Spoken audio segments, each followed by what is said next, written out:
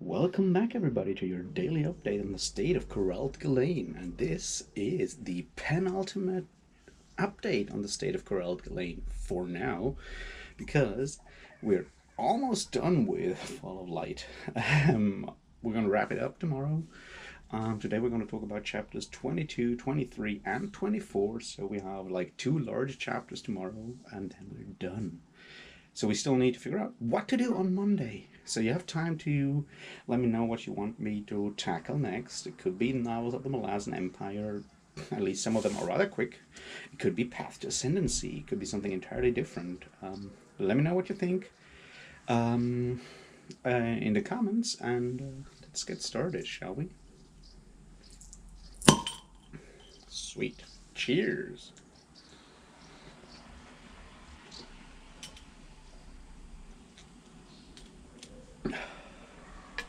All right. So, after book 3 of Fall of Light being only about Teist people doing Teist things, we start out with book 4, at least, with catching up with some people that we haven't seen in a while, that being Karul and Skillen Dro, who is definitely one of my favorite Azathanai so far, just because like everywhere he went, he left behind people that don't like him much. I kind of like that. He's cool. Um, so there's that, and yeah. And then after that, in chapter 23, we also meet with our Thalakai people and Hood's Army of the Dead and all of that stuff. But fear not, in chapter 24, we're back with the Teist. So let's have a couple of looks at like themes and stuff that stuck out, and I feel we're coming to what might just be the main theme of the Carcanas trilogy, and it's something that I want to make like more content, like a specific video about in the future, and that is love. Yeah, I'm totally not an expert on it, but I'll just pretend like with all the other stuff I'm talking about, right? But let's start at the beginning and the conversations that our buddies Skillandro and Karul are having.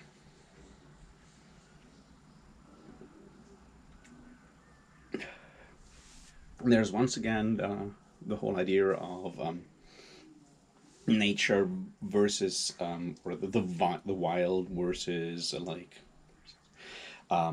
organization, civilization, whatever you want to call it, and the wild will ultimately definitely it will ultimately triumph because civilization is bound to destroy itself sooner or later. Which is something that we've spoken about before.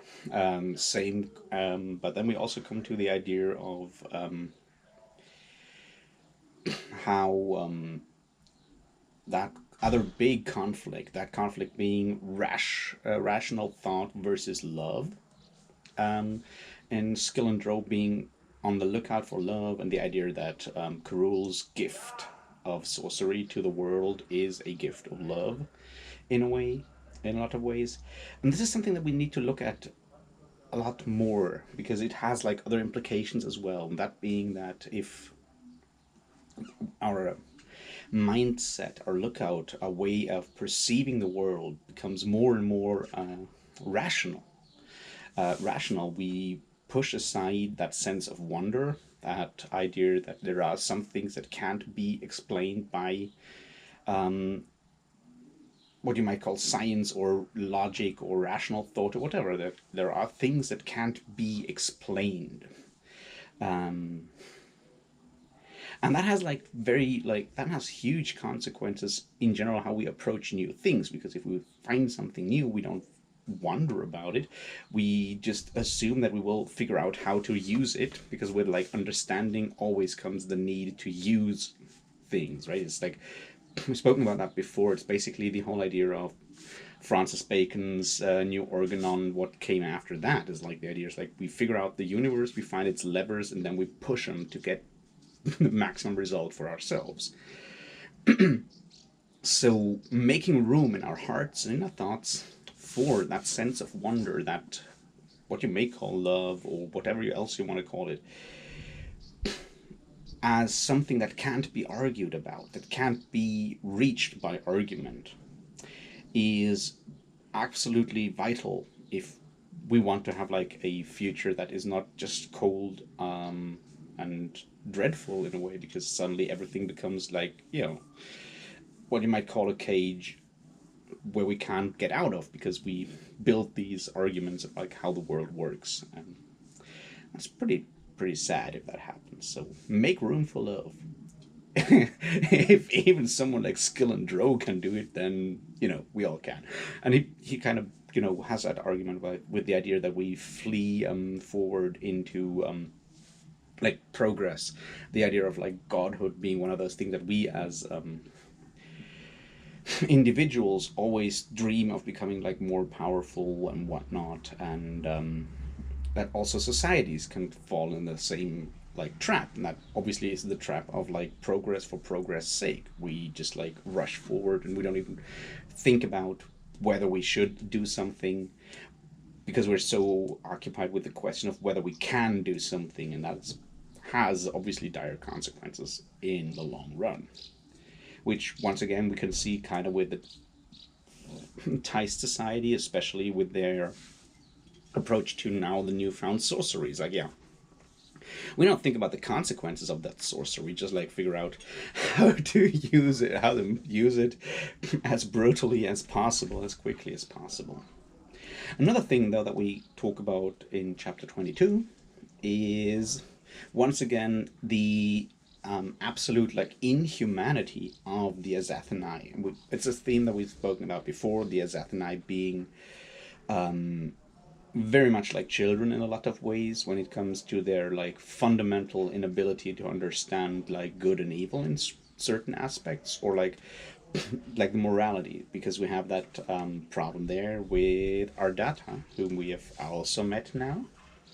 And the problem there is that there is the gate of Starbolt Demerlane to the like realm of the dragons, and she intends to sacrifice, not to sacrifice, but to send in Osurk's soul. Now, Osurk is an absolute dickhead. We know that, and he doesn't actually come across as much better now than he came in Forge of Darkness. We're going to talk about that in a minute.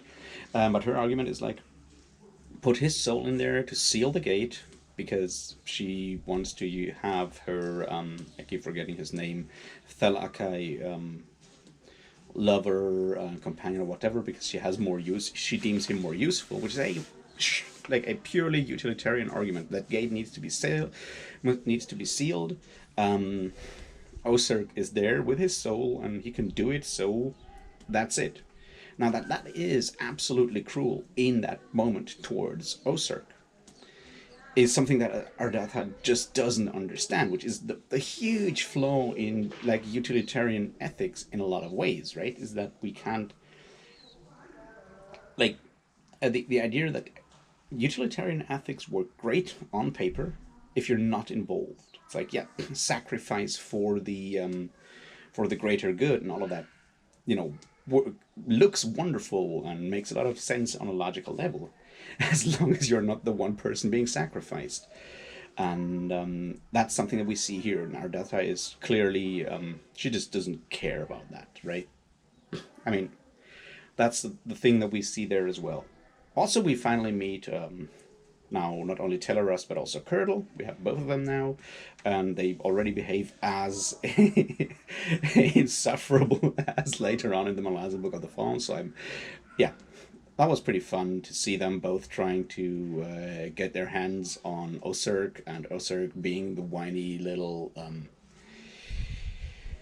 whiny loser that he is, with a highly inflated ego, especially once Scavendari shows up to save him, and the first thing that Osurk does is like take Scavendari instead of myself to seal the gate.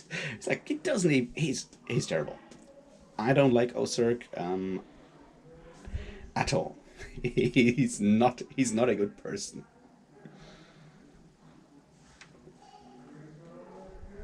We obviously also get a lot of discussion on like Karul's plan.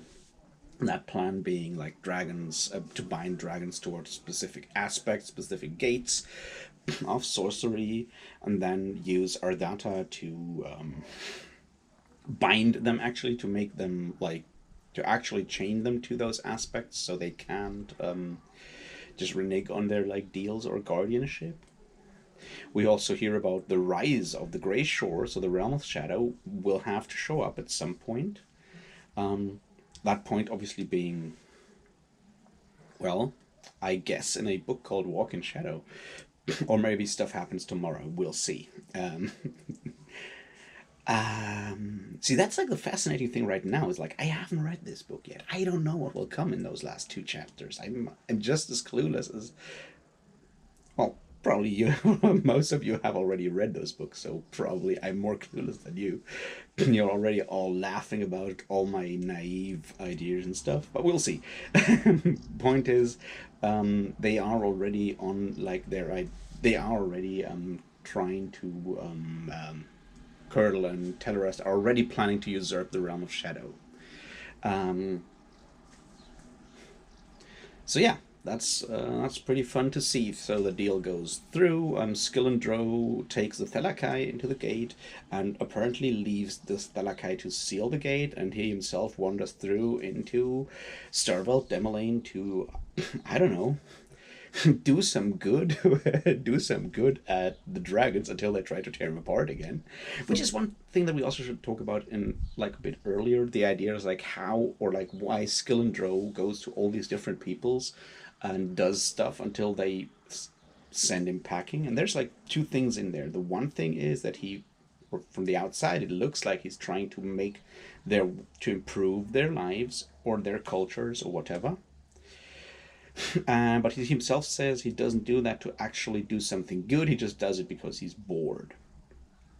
And I feel that's like a very interesting commentary on the idea of colonialism, if you will, or the idea of unsolicited help that a lot of people try to give to someone else. And a lot of times it's, well, there's obviously the idea of, sometimes there's the idea of that you actually want to do some good, but sometimes it's, well, most of the time it's more or less consciously or subconsciously to yeah, for your own benefit, for our own benefits, if we do something. So to see Skillendro actually admitting to it was pretty cool. As I said, good guy, that Skillendro. I like him.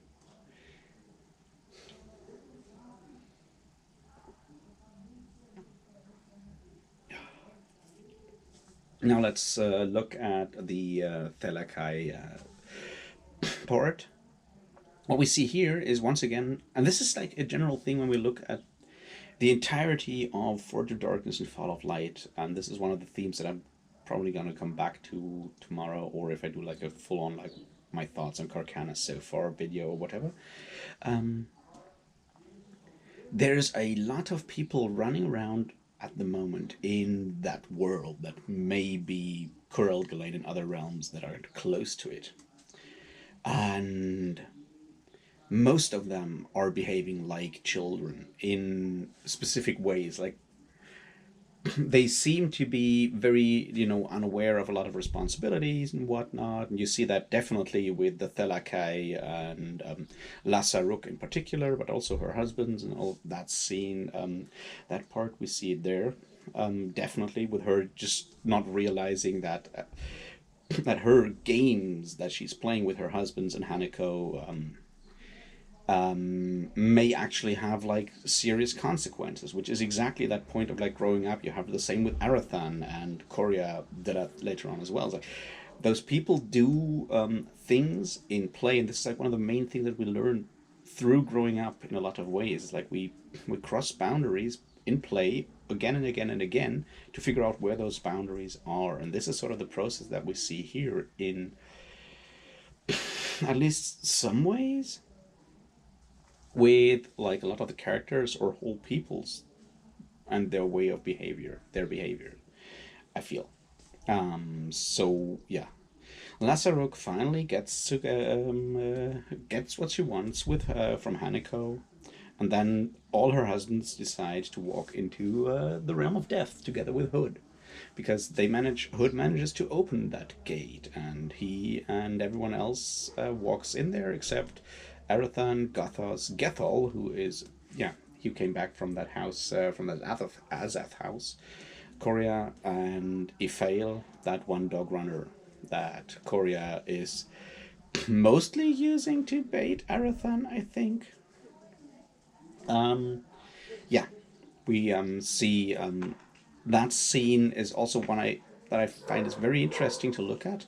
The idea that the realm of death is a realm outside of time, which will definitely, I feel, have like consequences later on. Obviously, we kind of know what happens to Hood later on in a way, but we'll see how he gets there. But one thing that I really loved was the scene with Iphael and Korea. Iphael, I don't know, walking into the Azath house and Iphael talking to that ghost of that dog runner that used to be the Guardian. And the that ghost was just so fun this time because he was just like annoyed and trying to trying to fuck with Iphael in as many ways as possible. Be just a total dickhead just for the hell of it. I just love that.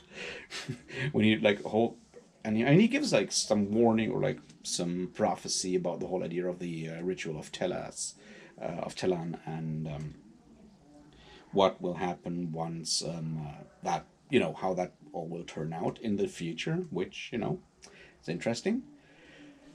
I'm now wondering if Iphael is a dogger because people change names so much. I'm wondering if he's like someone that we've met in the Malazan Book of the Fallen. I just don't know. We'll see.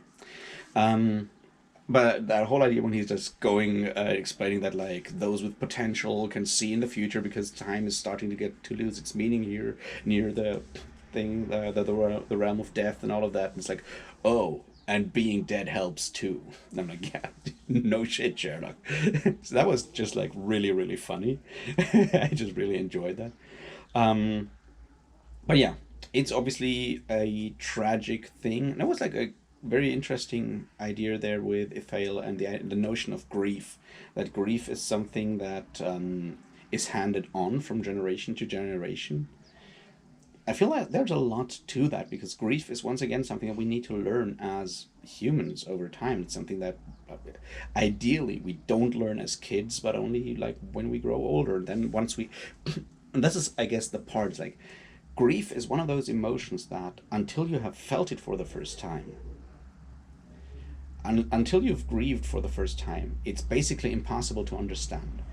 And once you have grieved for the first time, it's impossible to forget. It will always stay with you. There's always like because those things are in the past, and that's the past that makes up us as people, right? So that grief will stay with us all the time. It's, ideally it doesn't overwhelm us every single moment of our life, but it will certainly not go away completely.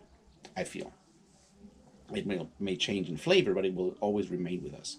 So that was just something that I found well explained. So yeah, um, let's look at what happens with the Teist. The battle is prepared. Silcha's ruin gets manipulated by Anna Lanier. I really can't speak her name. Anyway, the High Priestess and Reyes Herat into talking to Draconis into letting Draconis actually break like give up his love to Mother Dark and leave, and yeah, battle will still happen because battles have to happen, and Anamander shows up again. They get all that shit done. Cetapool is becoming more and more about like proud of his magic and trying to actually assert his own role. There was like some interesting thoughts in there about the idea like how magic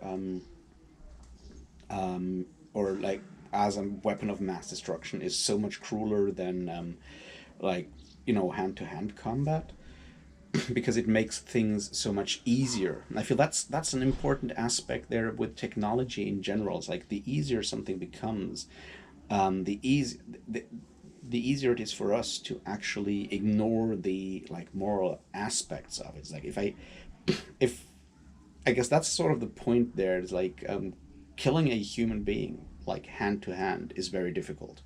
Most people don't. I mean, can't do that just in cold blood.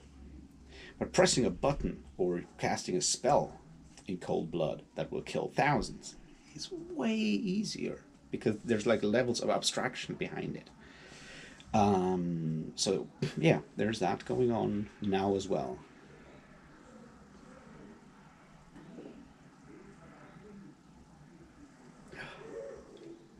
Um,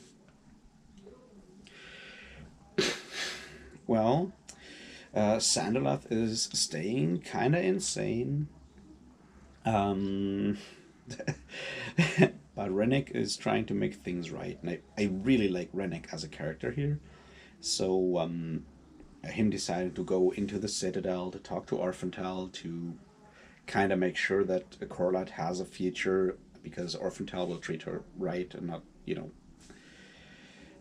the other way around, like Sanderlath wants it. That I feel is once again like Rennick is a tragic character that I absolutely yeah. It's he's moving me is what I'm trying to say. Like I have emotions for that dude. Um, what else was there? I mean, the overall idea that Draconis is giving up his love and is thus a broken man because we have that idea, and this is, I feel, once again, this is sort of like a continuation from that idea of before, like rationale and whatnot, because the arguments that Silchus brings are arguments of rational arguments, arguments of honor. Honor is a made up thing, and thus it is defined by definitions, logical arguments, and so forth. You can argue what is honorable and what is not. It's not something as like ineffable, yeah, incomprehensible as love. And at the point where Draconis actually gives into that, he abandons that world of the incomprehensible that is love, and his love to Mother Dark, and the other way around. Yeah, and it kind of shatters him. So we'll see when he what will come of that wagon that he was building. What will come of all that other stuff? I don't know. We'll see in the future. I suspect it's still very very cruel in a lot of ways, and Teist are dickheads, most of them, I guess.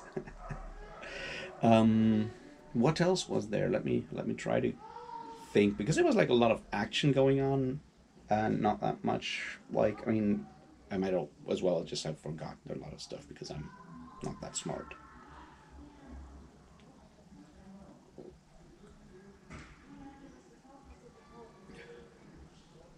So yeah, I guess it's time to prepare for the big battle and all the other stuff that will happen in the next two chapters, and then we'll be done with Fall of Light. And then I have read all Steven Erikson and Ian Esselmont novels, and the only thing I've not read are the um, Boschlane and Corbel Broach novellas, which, yeah, are kind of inaccessible for me right now. So there's that. Feels weird.